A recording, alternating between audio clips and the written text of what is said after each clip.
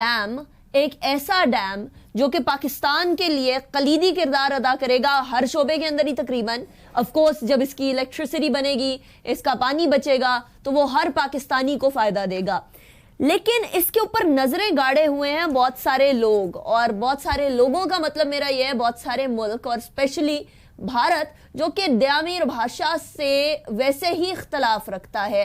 अपनी तरफ disputed territory में उन्होंने कई डैम बना दिए हैं, माहिदे के खिलाफ बनाए हैं, इंडस्ट्रीटी जो वाटर ट्रीटी है उसके मुखालफत करते हुए बनाए हैं। तो हमारे यहाँ आकर भारत को इतनी तकलीफ क्यों उठती है, इतनी टीस क्यों उठती है? बिस्मिल्लाहिर्रहमानिर्रहीम। देखिए, ये हमेशा से आप भी सुनते रहे और मैं भी सुनता रहा, बचपन से ये कहा जाता है कि भारत ने कभी भी पाकिस्तान का वजूद जो है वो उसको कबूल नहीं किया, और लिहाजा पहले दिन से ही भारत पाकिस्तान के खिलाफ रेशा दवानियां, पाकिस्तान के अंदर बदअमनी या पाकिस्तान के माशी मामला को तबाह करना, ये वो काम करता रहा है पहले दिन से। और हमें सबको पता है कि अफगानिस्तान की सरजमीन भी इस्तेमाल होती रही 1947 के बाद। अफगानिस्तान से थोड़े बहुत इख्तिलाफात थे, लेकिन उसका फायदा भारत उठाता रहा, ईरान से कराता रहा। तो अब आज सीपैक एक उसको जो नजर आता है कि एक ऐसा एक प्रोजेक्ट है जिसके जरिए पाकिस्तान माशी तरक्की कर सकता है, या इसी तरह डैम बन रहे हैं तो उससे आपको आपकी ज़राअत तरक्की करेगी, बिजली मुहैया होगी सस्ती, आप कंपेटेबल होंगे इंटरनेशनल मार्केट में, कॉस्ट ऑफ प्रोडक्शन आपकी बेहतर होगी। ये वो चीजें जो वो हजम नहीं कर सकता। उसका तो मकसद था कि आपको दुनिया में तनहा करे, आपको आइसोलेट करे, जहां कोई मुल्क आपको ना आपकी मदद करे, ना कोई आपके पास आके तो आपसे बातचीत करे। पाकिस्तान एक तबाह हाल जगह नजर आए, दहशतगर्दी फैला के तो उसने बिल्कुल आपको अंदरूनी तौर पे मफलूज किए रखा। लेकिन आज अल्लाह का फजल है कि ना तो हम तनहा हैं, वो भारत तनहा होता नजर आ रहा है खित्ते में, और दूसरी तरफ ना ही तरक्की का रास्ता रुका है। माशी तौर पे हमारा नुकसान बहुत हुआ है, लेकिन आज अमन भी बहुत हद तक है और माशी तरक्की भी है। अब आप देखिए कि ये जो भाषा डैम है, चाइना के साथ वाहिद मुल्क है भारत जिसने के एतराज खड़ा किया और कहा कि जनाब ये आप मुतनाज़ा इलाके में बना रहे हैं, या इलाका का ये हमारा है, हमारा आपका कैसे है भाई। लेकिन चूंकि वो एक मुखासमत है, एक अंदर जहनियत ऐसी है कि वो पाकिस्तान को नुकसान पहुंचाना है, चुनाचे वो चाहते थे कि शायद उनकी इस धौंस से चाइना बाज आ जाए, लेकिन चाइना ने वो रिजेक्ट कर दिया। चाइना ने तो जल साहब, चाइना ने तो ईरान में इंडिया को आउट कर दिया। चाइना तो फुल थ्रॉटल के साथ सिक्सर पे सिक्सर मार रहा है।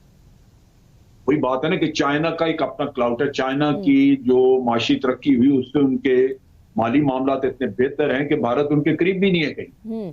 और उन्होंने वहां पे भी, ईरान में भी, जो $400 बिलियन, वो इतनी बड़ी रकम है, इतनी खतीर रकम है 25 साल के अंदर, जो भारत सोच भी नहीं सकता, उसके वहम गुमान में भी ये चीज नहीं आ सकती। राइट। तो अब यहाँ पे भी यही किस्सा है कि वो इस डैम की मुखालफत करेगा।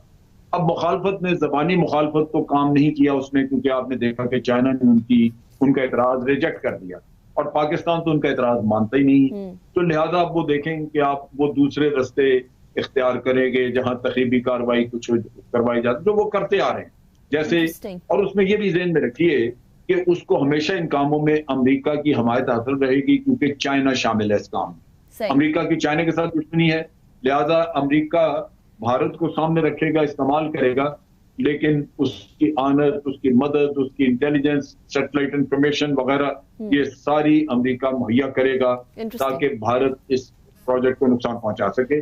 और वो देखा आपने कि जो हमारे स्टॉक एक्सचेंज पे हमला हुआ, चाइनीज कौंसल खाने पे हमला हुआ, ये सारे वो उसी का एक तसलसल है जो हमें आगे उसको मद्देनजर रखना चाहिए। इंक्लूडिंग वो ग्वादर वाला जो होटल था उसके ऊपर हमला, उसके बाद फिर चाइनीज इंजीनियर पे हमला, सारे के सारे ताने बाने एक ही जगह पर जाकर मिल रहे हैं, और ऑफ कोर्स भारत है। अच्छा जान साहब, अगला सवाल, द्यामीर भाषा डैम कंप्लीट होता हुआ आपको वक्त पे नजर आ रहा है? क्योंकि अनफॉर्चुनेटली हम ये सवाल इसलिए उठाते हैं बिकॉज अनफॉर्चुनेटली पाकिस्तान में बहुत सारे ऐसे प्रोजेक्ट्स हैं जो अपने वक्त से, अपने टाइम ऑफ कंप्लीशन से बहुत ऊपर निकल जाते हैं। आपको ये प्रोजेक्ट कंप्लीट होता हुआ एंड टाइम नजर आ रहा है, कंसिडरिंग कि इसके अंदर चेयरमैन वापडा का भी एक बहुत अहम किरदार है, दूसरा हम प्राइम मिनिस्टर का भी इंटरेस्ट देख रहे हैं, आर्मी चीफ का भी बहुत इसमें इंटरेस्ट है। तो डू यू थिंक कि ये तमाम इंटरेस्ट जो हैं कन्वर्ज होकर पाकिस्तान के इंटरेस्ट के लिए इसको वक्त पर मुकम्मल कर लेंगे?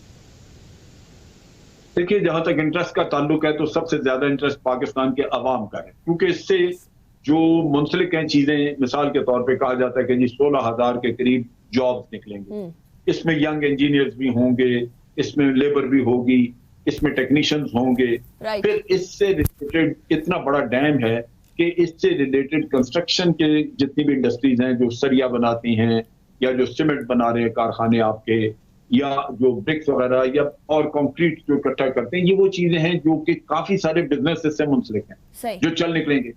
अब मुकर्रर किया गया वक्त इसके लिए 2028 का, 8 साल आपने रखे हैं इसकी तकमील के लिए, और पूरे पाकिस्तान के अवाम की ख्वाहिश होगी कि ये वक्त पर मुकम्मल हो, क्योंकि उसके फवायद हासिल होने चाहिए।